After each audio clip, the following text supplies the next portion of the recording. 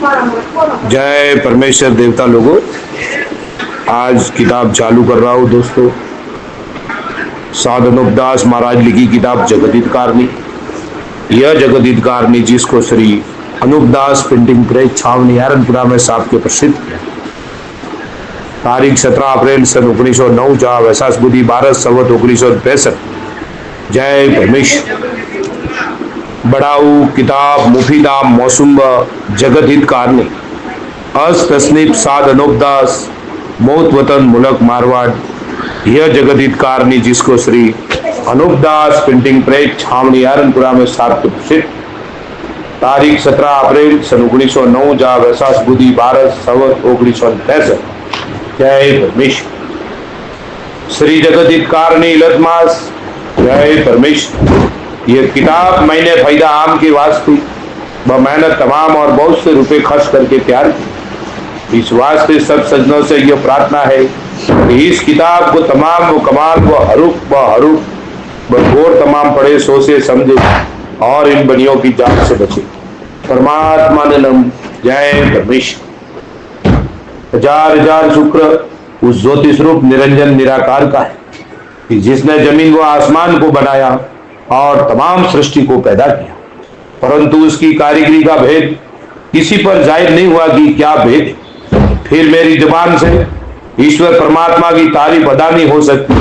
और दूसरा मजमून बतौर समुद्र के है, सो कलम से लिखा जाता है कि जो जो करतब मैंने इन सौदागर माजदान के देखे वो अजब तरह के नजर आए, जिससे मुझ गरीब साध अनुपदास को तमाम जान के हिंदू मुसलमान और साध संत और पंडित फकीर और मुल्कों के राजा महाराजा और सातों आठों और सब विलायतों के बादशाह और दीगर अंग्रेज वगैरह की खिदमत में हाथ जोड़कर अर्ज करना लाजिम आया कि जिसको जादूशाला और राक्षसी विद्या और काफिर विद्या और इंद्रजाल कहते, वो एक किस्म का पाप है कि जिस तरह से रावण ने चलाया था मैं और मौत को कब्जे में कर ली थी। पाप के सबब से याने होम करा करा के बुद्धि भी भ्रष्ट करती थी। इंद्रजाल के पाप से काल वगैरह पड़ा करके लक्ष्मी अपने काबू में करके लंका में ले गया था। और उसी तरह से हरनाकुज राजा ने भी चलाया था और उसी तरह से कंस राजा ने भी चलाया था और उसी तरह से कारून बादशाह ने भी चलाया था। और रावण अन्नाकुज कंस कारून वगैरह की तरह से बल राजा के बाद से इन सौदागर माजदान ने भी राक्षसी विद्या का पाप चलाया है। सो इन बनियों ने भी मैं और मौत को सारे कर ली और बुद्धि भ्रष्ट कर दी है पाप के सबब से कि जिस दिन से इस हिंदुस्तान में काल पढ़ाना बल राजा की बात से शुरू किया, सो इन्होंने भी काल पढ़ा के रावण वगैरह की तरह से लक्ष्मी और धन काबू में कर लिया है और जहाजों में लाद के दरियाओं के पार ले गई। जैसे कि रावण लंका में ले गया था, उसी तरह से ये बनिए भी दरियाओं के पार ले गई। सो ये राक्षसी पाप धन लेने के वास्ते काल पढ़ाने का पाप चलाया है। सो धन हिंदुस्तान का तो काबू में कर लिया है, परंतु धन हिंदुस्तान में बहुत था और अलावा इसके दूसरी बादशाहों में भी बहुत था, जिसका सबूत वेद की किताब में लिखा है कि सज्जज में सोने का ठाट और पाट और गरीब गुरबा के घर में सोने चांदी के बर्तन थे। पग पग रत्नों की खाने सुनी जाती थी कि जिसकी कुछ गिनती नहीं हो सकती थी। सो राजा बादशाहों के टोटा किस बात का था, इस सबब से तमाम खलकत को यकीन दिलाया जाता है कि बल राजा के जमाने तक मौजूद होने खाना होए सोना चांदी वगैरह के सज्जुगरा, क्योंकि उस जमाने में चांदी सोने का ठाट और पाट था और दान वगैरह भी बहुत होता था, क्योंकि सतयुग में काल वगैरह नहीं पड़ता था, इससे दान वगैरह सतयुग में बहुत होता था।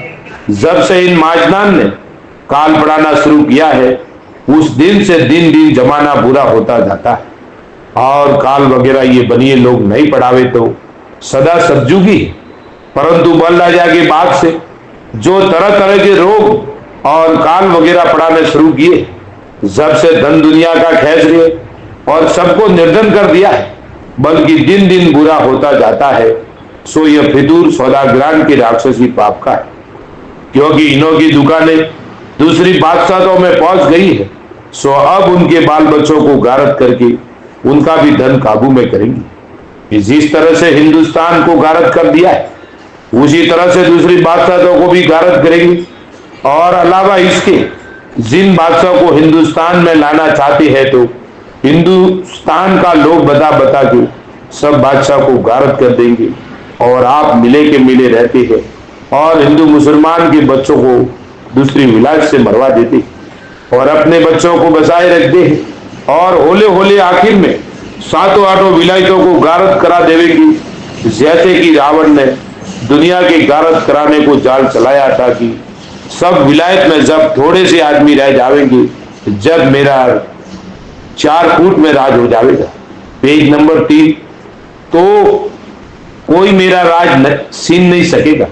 उसी तरह से इन बनियों ने भी यही सोचकर यह जाल चलाया है और पहले ही सबकी अकल अपने राक्षसी पाप से खराब कर देते, क्योंकि सातों आठों विलायतों के लोग हिंदुस्तान के लोग के वास्ते आपस में लड़ के गारत हो जाएंगे। जब सातों आठों और सब विलायत में आदमी थोड़े रह जाएंगे, तो 4 फुट में हमारे बच्चों का राज हो जाएगा, तो फिर हमारा राज कोई नहीं छीन सकेगा। जब सब विलायत में आदमी थोड़े रह जाएंगे और ये बनिए जानते हैं कि हमारी औलाद ज्यादा रह जाएगी, तो फिर हमारा राज कोई नहीं छीन सकेगा। सो तो दुनिया में हिंदुओं में कहते हैं कि ऐसा कलयुग आवेगा कि 100 कोस छोटा सा एक गावड़ा मिलेगा। और मुसलमानों में ये कहते हैं कि 14वीं सदी ऐसा बुरा वक्त आवेगा कि काल वगैरह बहुत होगा और रिजक वगैरह कम होगा, सो आदमी को आदमी खाने लगेगा। सो पहले से ही ऐसी बात दुनिया में चला दी।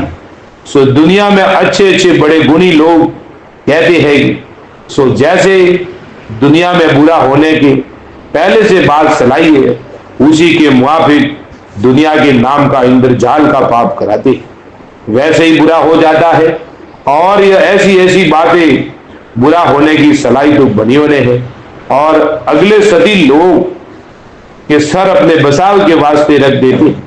सो वो लोग तो हमारे तुम्हारे मुआफिक आदमी बंदा थे, क्योंकि रचना तो पैदा करंते ने रची है, उस पैदा करंते ने अपने नाम के वास्ते, क्योंकि वो पैदा करंता सब संसार और सब विलायत के ऊपर दया रखते। ये तो काफिरी पाप और इंद्रजाल का पाप कराने वाले बेईमान पाप कराते हैं, जिससे दुनिया में बुरा होता है। और काफिरी पाप और इंद्रजाल का पाप दुनिया में कई बार चलाया है और दुनिया ने दुख पापा कर छोड़ाया है, जब दुनिया की औलाद बची। और ये कदमी जाल यानी ठेठ से बनियों का ये और बनिए लोगों ने ही चलाया है। और रावण, अन्नाकुच और कंस, कारून वगैरह को अपने पाप में से थोड़ा सा सीखा करके इन बनियों ने जाल में डाल करके मरा दिए और तमाम कदमी जाल अपने पास ही रखते हैं और वो पाप छोड़े नहीं आने देते हैं और इनका जाल पकड़ा नहीं जाता है। इस सबब से दुनिया में दुख रहता जाता है, क्योंकि इनका पाप आलोप है, इससे मालूम नहीं हो सकता है। और जो मेरे को इन्होंने समामुख कल्पाया है, जैसे कि रावण ने शनिश्चर को कल्पाया था। जय परमेश्वर। दोस्तों कल पेज नंबर 4 से आगे चालू होगा। साध अनोखदास लिखी किताब जगदीत कारणी, छावनी एरनपुरा, शिवगंज, मारवाड़ 307027। दोस्तों संपर्क के लिए दोस्तों 0297627302 और मोबाइल नंबर है दोस्तों 8905653801। जय परमेश्वर।